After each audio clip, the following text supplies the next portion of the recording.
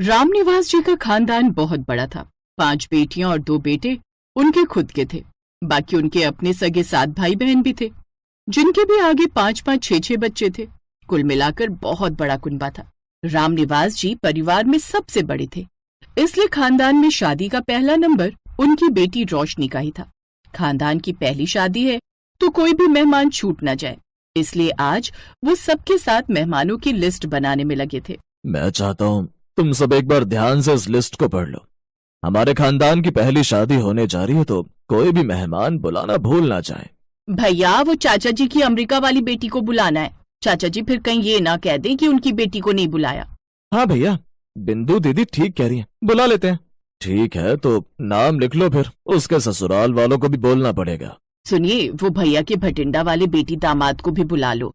फिर अगर चाचा जी के बच्चों को बुला रहे हो, भाभी सबके लिए अदरक वाली चाय बनवा लो जरा। हाँ, रोशनी बना रही है। लाजवंती अब रोशनी से घर के काम करवाने बंद कर दे, पराए घर चली जाएगी कुछ दिनों बाद। पापा, माँ तो मना कर रही थी, पर मेरा मन था मैं बुआ जी और चाचा जी वगैरह के लिए अपने हाथों से चाय बनाऊं। हमारी भतीजी बहुत समझदार हो गई है। ला बिटिया चाय ला। सब मेहमानों की लिस्ट बन जाती है। घर में शादी की तैयारियां शुरू हो जाती हैं। पापा, होटल तो बहुत महंगे पड़ रहे हैं। शादियों का सीजन है तो सारे होटल अपने रेट बढ़ा चुके हैं। करना तो पड़ेगा बेटा, मेहमानों को हम किसी असुविधा में नहीं डाल सकते। कोई बात नहीं, तो होटल के कमरे ही बुक कर दे। जो भी मेहमान आएंगे उन्हें होटल में ही ठहरा देंगे, घर में इतनी जगह नहीं हो पाएगी। रामनिवास जी को पता था कि सारे मेहमान बाहर से आ रहे हैं। सभी को एयर कंडीशनर में रहने की आदत है। गर्मी की शादी है तो सभी मेहमान गर्मी में परेशान ना हो, इसलिए बढ़िया होटल बुक करना ही उन्होंने उस समय ठीक समझा। भैया, बहुत महंगे होटल क्यों बुक कर रहे हो? साथ में जो नया घर बना है उसमें कमरे किराए पर ले लेते। कल चाचा जी का फोन आया था, बोल रहे थे कि उनकी बेटी दामाद के साथ बेटी के ससुराल वाले भी आ रहे हैं, तो हम सबके लिए होटल के कमरे ही बुक करें। बाकी कोई नहीं, अब शादी है तो इतना ऊपर नीचे खर्चा हो ही जाता है। पर चाचा जी बाबूजी की जगह है। वैसे तो उन्होंने फट बोल दिया कि कमरे बुक कर दो, पर एक बार भी आकर पूछा कि बेटा रोशनी भी मेरी अपनी पोती की तरह है, वैसे बड़े शरीके बने रहते हैं। कोई बात नहीं लाजवंती भाभी, हमारे खानदान की पहली शादी होने जा रही है, हम तैयारी में कोई कसर थोड़ी छोड़ेंगे। खूब धूमधाम से हम अपनी भतीजी की शादी करेंगे। अपने परिवार वालों की बात सुनकर रामनिवास को थोड़ी हिम्मत मिली। शादी के दिन नजदीक आए तो मेहमानों ने भी आना शुरू कर दिया। कल यही पास में ही है, आप टेंशन मत लो। मैं अभी दक्ष और साहिल से कहता हूँ, वो शिवानी बिटिया और दामाद जी को होटल ले जाएंगे। क्या हरीश भाई साहब की बेटी के लिए होटल बुक किया है? फिर तो हम भी होटल में रुकेंगे। अरे दक्ष बेटा, हमारा भी सामान होटल में रखवा दे। पर कमरे तो। साहिल बेटा, कोई बात नहीं, इन सबका सामान भी लेते जाओ। बहन जी, आप इनके साथ ही होटल चले जाओ। फिर दोपहर का खाना यहीं बनवाया हुआ है, हलवाई लगा हुआ है यहाँ पर। एक एक करके सारे मेहमान होटल जाने लगे। अब जब मेहमान गए तो नजदीकी रिश्तेदार भी कम थोड़ी थे, वो भी होटल में जाने लग गए। कुछ देर आराम करके मेहमान धर्मशाला पहुँचे। हलवाई गरम गरम खाना बना रहा था। दामाद जी आइए, खाना तैयार है। हाँ बेटा आओ, बस खाना लग ही रहा है।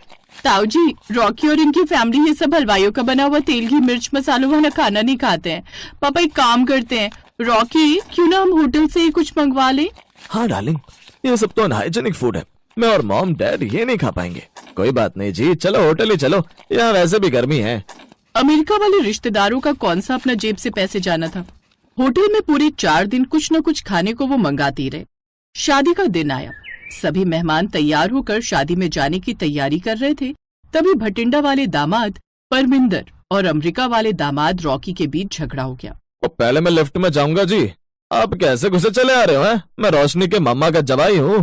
पहले लिफ्ट हमने रोकी थी, इसीलिए पहले हम लिफ्ट में जाएंगे। झगड़ा लगातार बढ़ता ही जा रहा था। दोनों दामादों ने गुस्से में हाथापाई करनी शुरू कर दी, जिससे होटल के सामान को नुकसान पहुंचा। गेस्ट किसके जिन्होंने हमारे होटल का इतना नुकसान कर दिया? हम रामनिवास जी के घर की शादी में आए, मेरी कोई गलती नहीं है। ये आदमी बदतमीज है। और बदतमीज किसे बोला भाई? और तेरा बाप होगा बदतमीज, तेरा सारा खानदान बदतमीज। खानदान पर कैसे गए तुम? हाँ, रामनिवास जी को बारात के स्वागत की तैयारियों को छोड़कर रिश्तेदारों की लड़ाई सुलझाने जाना पड़ा।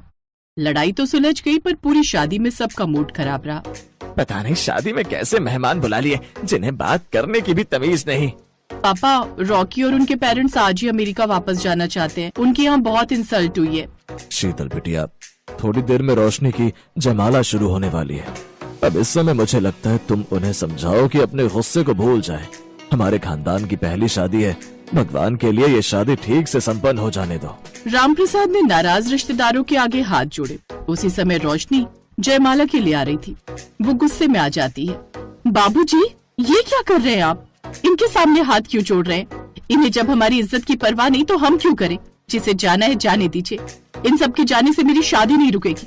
बस एक बात का अफसोस रहेगा कि रिश्तेदार शादी के समय सपोर्ट करते हैं, पर ऐसे रिश्तेदार किस काम की जो कमियां निकाले, सामने वाले की मजबूरी को ना समझे। इनमें से किसी एक ने भी आगे बढ़कर कोई हेल्प नहीं की। हाँ, खाने में कमियां जरूर निकाली हैं। हाँ, अगर ये शादी आपकी खुद की बहन या बेटी की होती तो आप ऐसा कभी नहीं करते।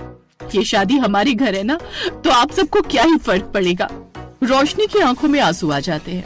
कमियां निकालने और झगड़ा करने वाले रिश्तेदारों के सिर शर्म से झुक जाते हैं। सबको अपनी हरकत का पछतावा था। उसके बाद शादी की रात रोशनी की तरफ के रिश्तेदारों ने लड़के वालों की जो खातिरदारी की, उससे बाराती बहुत खुश हुए। रॉकी जी, रोटियां गरम बनवा लेते, ये ठंडी होगी है। नो टेंशन परमिंदर जी, मैंने मैनेजर को बोल दिया बारातियों के लिए खाना गर्म ही रहना चाहिए।